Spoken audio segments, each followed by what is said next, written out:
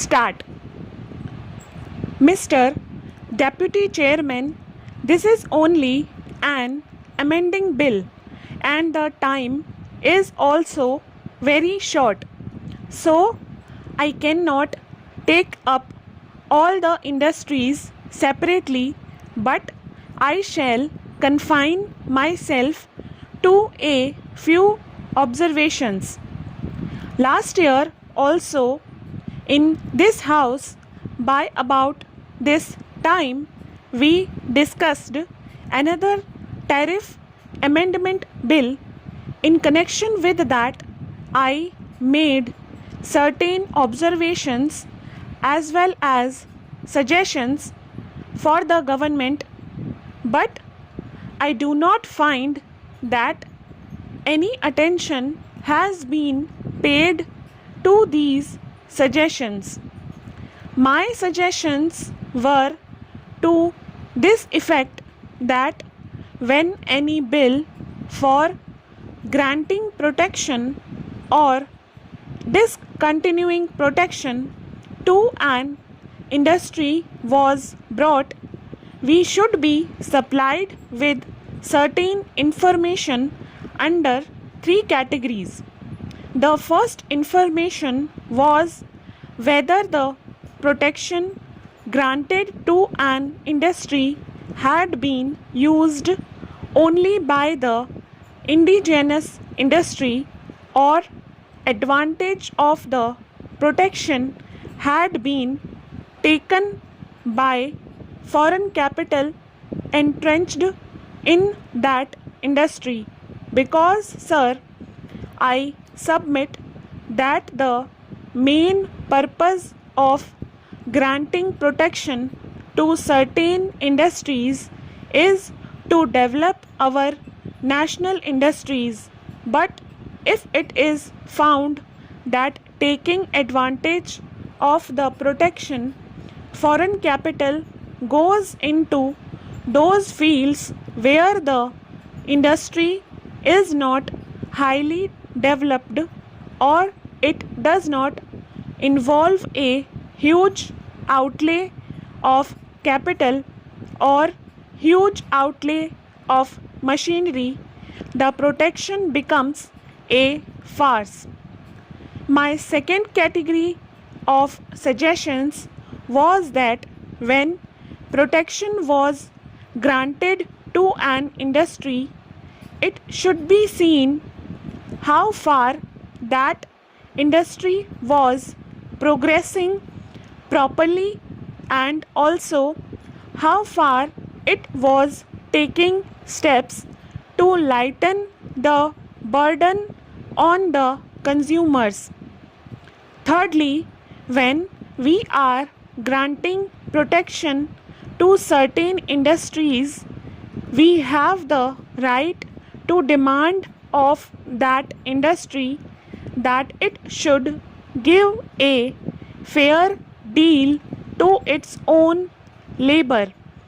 I suggest that when notes are circulated to us in connection with a tariff amending bill, we should be supplied that information on these various counts, particularly these three. Lastly, I would like to make another point in connection with the soda ash industry. The question of this industry was discussed thoroughly on the floor of the House last year. The fact is that I gave certain suggestions and also drew the attention of the House to certain peculiar features connected with this industry.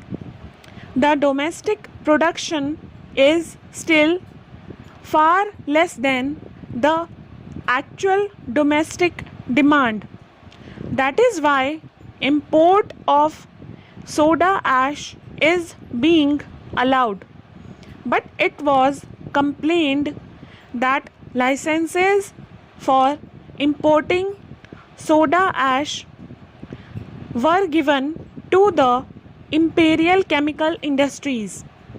Secondly, Imperial Chemical Industries is a world monopoly and serious allegations were made against that concern not only by us but also by those Indian gentlemen who are engaged in the soda ash industry, that concern taking advantage of its monopolistic position was maneuvering the price of that commodity in such a manner as to put the Indian indigenous industry in very serious difficulties.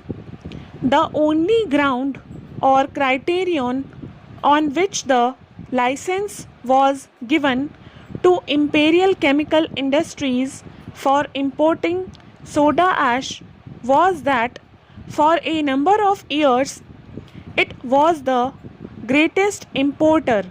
But if, while granting protection to a national industry, we look at things in such a mechanical and superficial way, it defeats the very purpose for which Parliament is enacting this piece of legislation.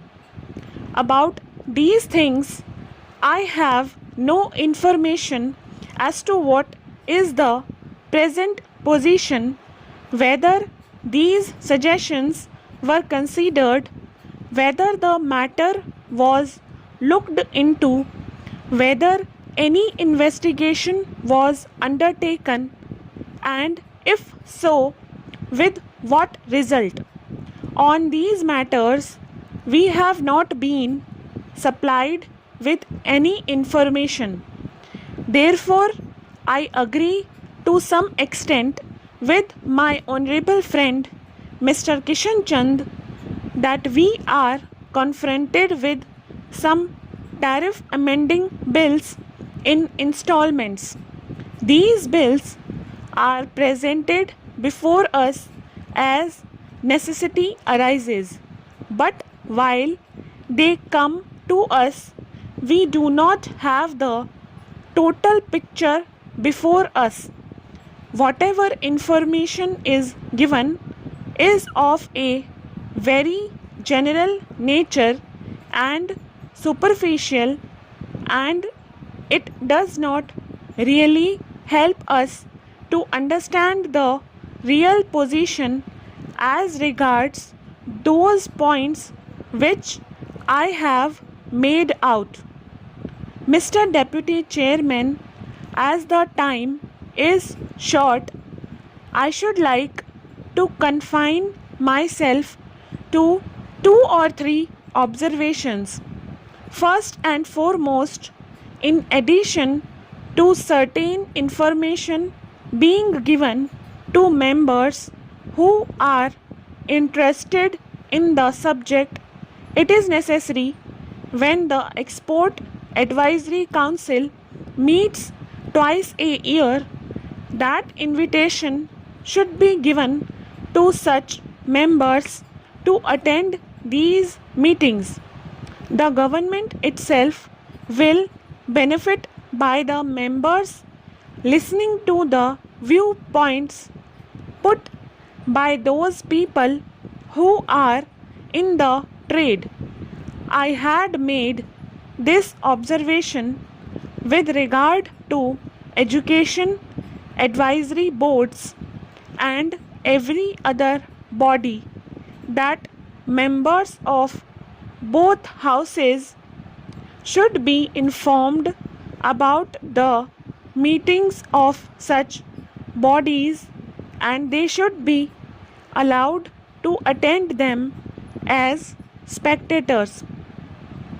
They will not take part in the proceedings, but there could be nothing lost as far as both the government and the members are concerned by the members being allowed to attend their meetings. Secondly, though this may not be exactly the occasion to deal with it, I want to put to the Honorable Minister this point and seek his advice. Stop.